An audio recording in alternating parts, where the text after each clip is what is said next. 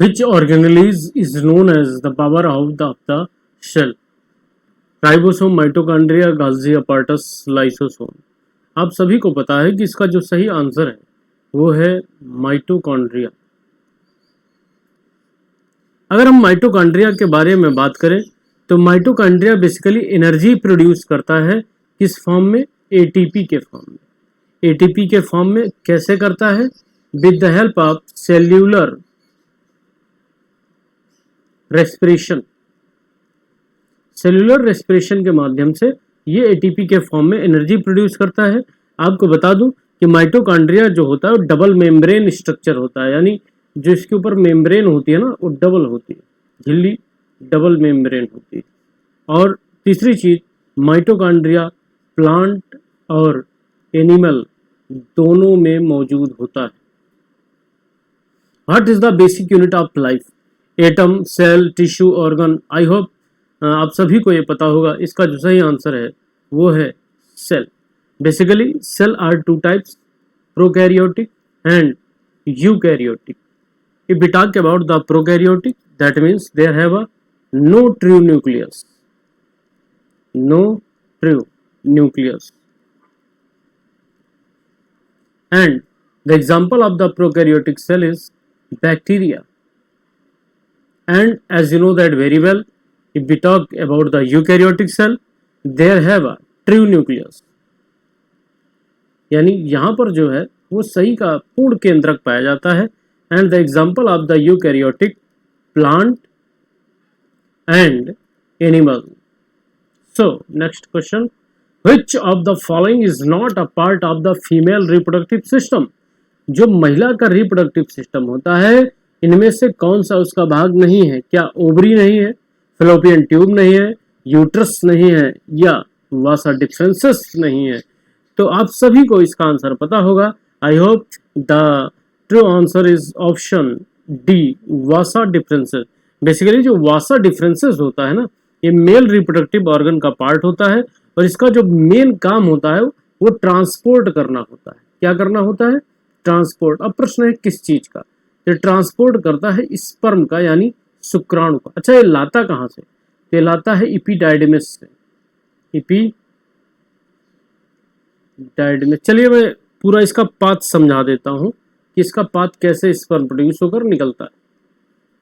देखिए, इसके जो पाथ में सबसे पहले आता है टेस्टिस। टेस्टिस क्या करता है? स्पर्म को प्रोड्यूस करता है, यहीं पर स्पर्म प्रोड्यूस होता है।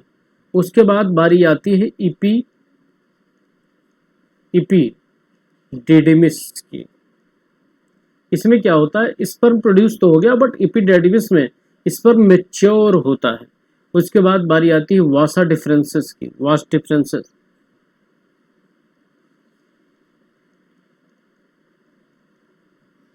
डिफरेंसेस। और उसके बाद एक डक्ट होती है जिसे इजैकुलेशन डक्ट कहते हैं, और यूरेथ्रा के थ्रू ये क्या करता है? बाहर निकल जाता है। तो बेसिकली ये आपके स्पर्म का पार्ट होता है, यानी शुक्राणु के जाने का रास्ता होता है। और जो पुरुष नसबंदी होती है जिसे वैसेक्टॉमी बोलते हैं, उसमें इसी नली को क्या करते हैं? हल्का सा कट करके और इसको ब्लॉक कर देते हैं। किसको? वासा डिफरेंसेस को। तो स्पर्म, देखिए जब पुरुष नसबंदी होती है तो उसमें जो स्पर्म है वही नहीं जा पाता है, बाकी सीमन तो जाता ही है। Which gas is produced during photosynthesis? कह रहा है कि अगर फोटोसिंथेसिस हो रही है तो कौन सी गैस है जो प्रोड्यूस होगी?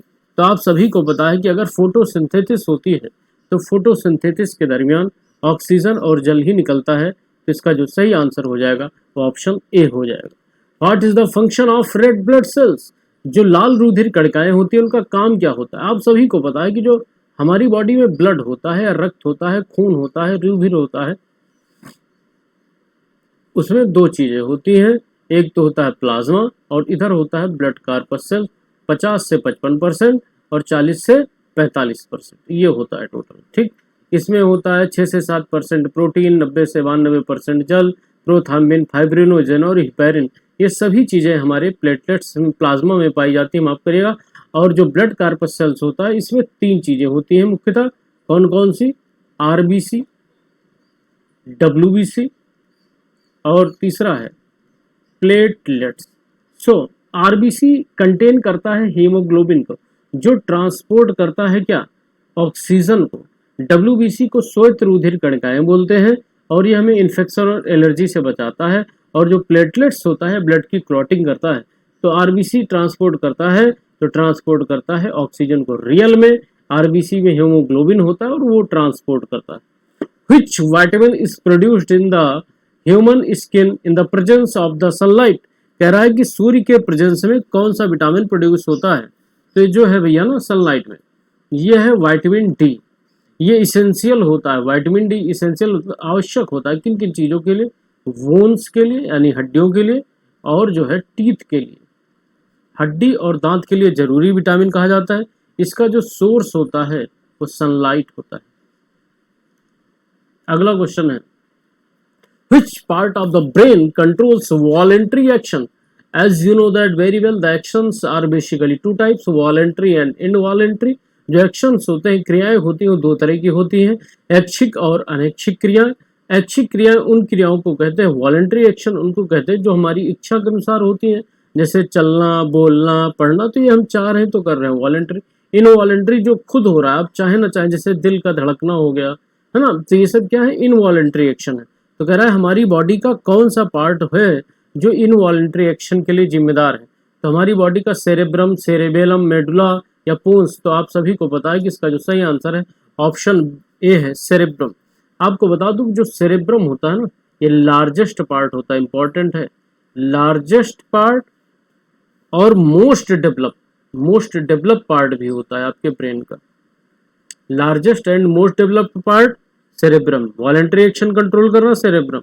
इसका काम यहीं पर नहीं रुकता है, जो आप थिंकिंग करते हैं, सोचते हैं, थिंकिंग भी किसका काम है, सेरेब्रम का काम। जो आप मेमोरी याद करते हैं, सेरेब्रम का काम।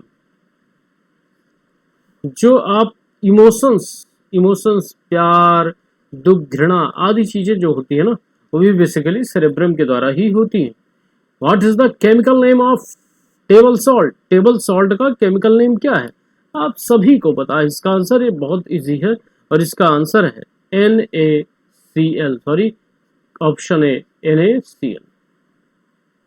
Which part of the plant conducts photosynthesis? Plant का कौन सा भाग है जो फोटोसिंथेसिस करता है? क्या जड़ें करती हैं, क्या तना करता है, क्या लीफ करता है, क्या फ्लावर करता है? तो definitely you have to know the correct answer is option C, leaf यानी पत्तियां फोटोसिंथेसिस का काम करती हैं। Which blood cells help in clotting of blood? अभी मैंने बताया था आरबीसी में हीमोग्लोबिन होता है, ये तो ऑक्सीजन को ट्रांसपोर्ट करता है, ये इन्फेक्शन से बचाता है। प्लेटलेट्स जो होता है ये ब्लड की क्लॉटिंग करता है। Option C is correct. Which hormones regulate blood sugar level? Insulin, adrenal, thyroxine, estrogen. तो इसका जो सही आंसर है वो है ब्लड शुगर लेवल को जो कंट्रोल करता है वो है ऑप्शन ए, इंसुलिन। इंसुलिन एक हार्मोन्स है, आप सभी को पता है कि ये प्रोड्यूस होता है कहाँ से? ये प्रोड्यूस होता है बीटा सेल्स से। बीटा सेल्स जो होती हैं आपके बॉडी, पैनक्रियाज है ना, पैनक्रियाज जिसे हिंदी में अग्नाशय कहते हैं, पैनक्रियाज की बीटा सेल से प्रोड्यूस होता है insulin. Which type of joint is found in the shoulders? आपके जो शोल्डर्स है, कंधे हैं, उसमें कौन सा जॉइंट फाउंड होता है? Hinge, pivot, ball and socket या ग्लाइडिंग? तो देखिए, क्योंकि शोल्डर्स मोस्टली हर तरफ घूम जाता है, और आपको बता दूं कि आपके शोल्डर्स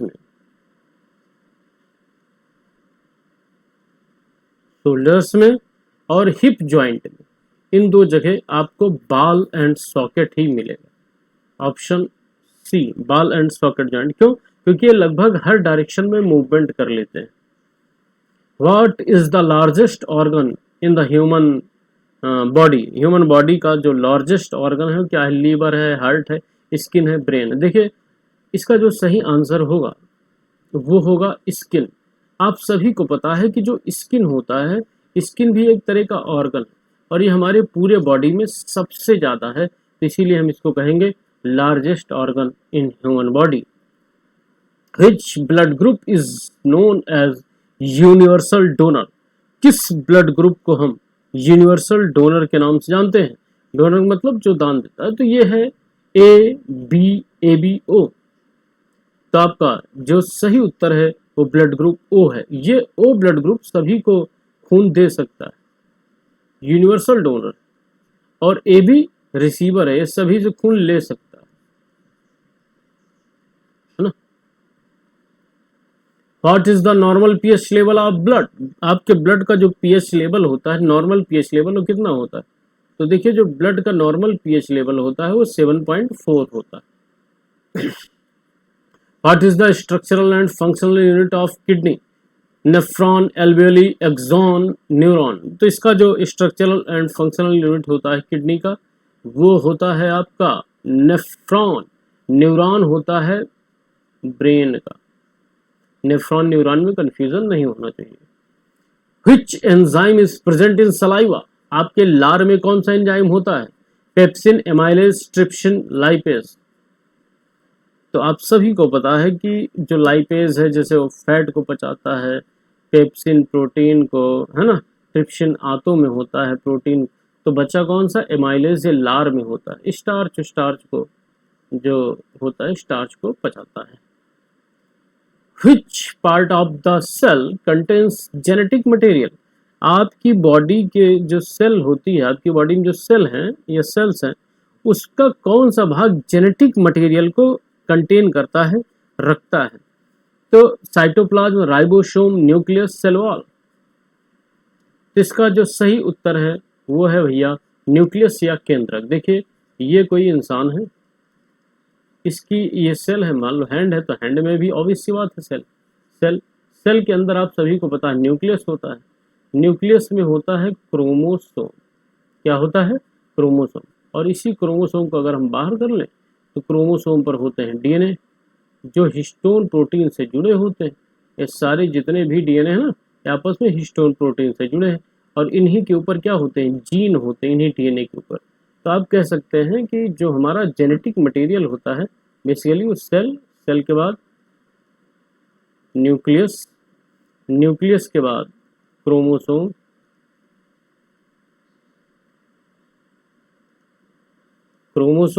क्रोमोसोम के बाद डीएनए, और डीएनए के बाद जीन होता है।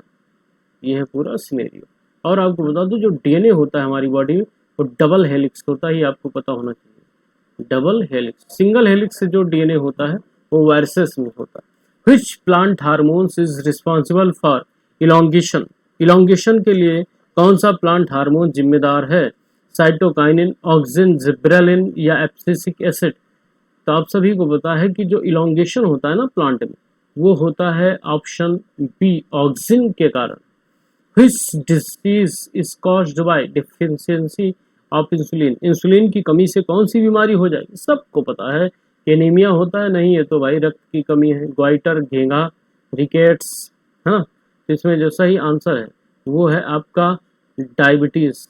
Option B is correct, diabetes. अगर आपकी बॉडी की इंसुलिन कमी होगी तो डायबिटीज, या जिसे आप मधुमेह या शुगर कहते हैं, और आपको लास्ट में इंसुलिन का इंजेक्शन लेना पड़ेगा। तो आशा करता हूँ आपको वीडियो अच्छी लगी होगी। थैंक्स।